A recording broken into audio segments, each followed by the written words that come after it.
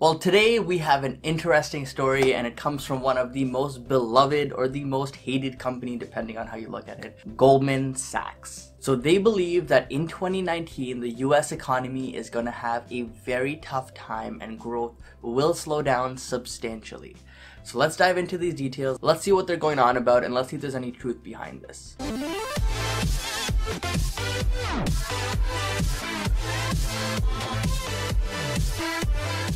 Hey guys, if you're new to the channel, make sure to subscribe down below and drop a huge like as well. I appreciate all the support that I get on this channel. I am trying to hit 10,000 by the end of this year. So if you guys want to be part of the community, you want to support the channel, the best way you can do that is by subscribing and dropping a huge like on these videos. So GDP growth and the economy has been pretty strong here in the US over the last few years. So from this chart right here, you can see that ever since Q3 2014, we've had steady increases in GDP growth and have not had a quarter that was actually negative growth.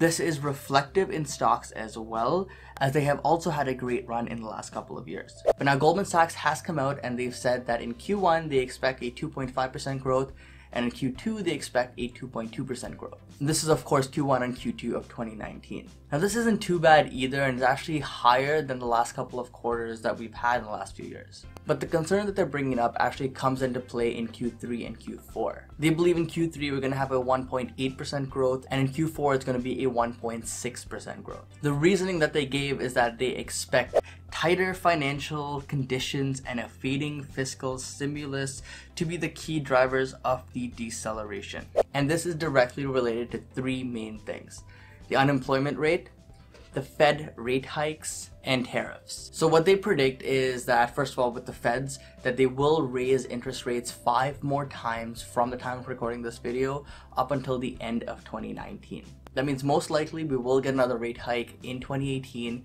and then we'll most likely get a rate hike in each quarter of 2019. So in a quote here, we can see that they say that with a large overshoot of its labor market target underway, the FOMC, which is the Federal Open Market Committee, will likely be reluctant to stop until it is confident that the unemployment rate is no longer on a downward trajectory, a point we expect to reach only in early 2020. So essentially, in a nutshell, what they're saying here is that they expect the Feds to keep raising interest rates as long as the unemployment rate stays at historic low levels. And as a result, if the Fed keeps hiking up interest rates, they expect that GDP growth will actually start slowing down substantially. And this is because as interest rates increase, the cost of goods and services also increase, and there is less spending that occurs, and as a result, if there's all of these things that happen, then the growth or the GDP will actually decrease as well. So now here's a graph that shows us what Goldman Sachs is predicting with GDP over the next few years. As we can see here, they believe it's peaked for the foreseeable future, but it still remains in positive territory going through to 2022.